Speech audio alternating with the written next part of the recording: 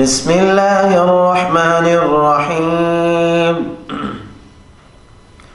وما كان لمؤمن أن يقتل مؤمنا إلا خطأ، ومن قتل مؤمنا خطأ فتحرير رقبة مؤمنة ودية مسلمة إلى أهله إلا أن يصدقوا، فإن كان من قوم عدو لكم وهو مؤمن فتحرير رقبة مؤمنة، وإن كان من قوم بينكم وبينهم ميثاق فدية مسلمة إلى أهله وتحرير رقبة مؤمنة، فمن لم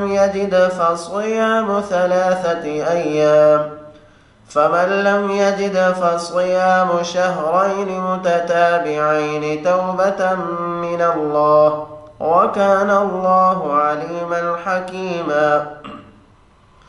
ومن يقتل مؤمنا متعمدا فجزاؤه جهنم خالدا فيها وغضب الله عليه ولعنه وأعد له عذابا عظيما.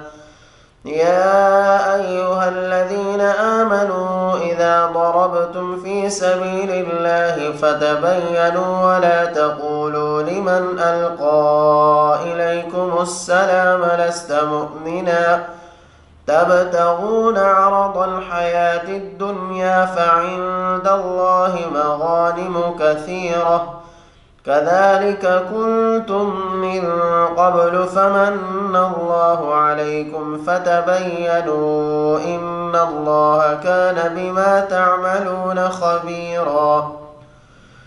لا يستوي القاعدون من المؤمنين غير أولي الضرر والمجاهدون في سبيل الله بأموالهم وأنفسهم، فضل الله المجاهدين بأموالهم وأنفسهم على القاعدين درجة، وكلا وعد الله الحسنى، وفضل الله المجاهدين على القاعدين أجرا عظيما درجات منه ومغفرة ورحمة، وكان الله غفورا رحيما.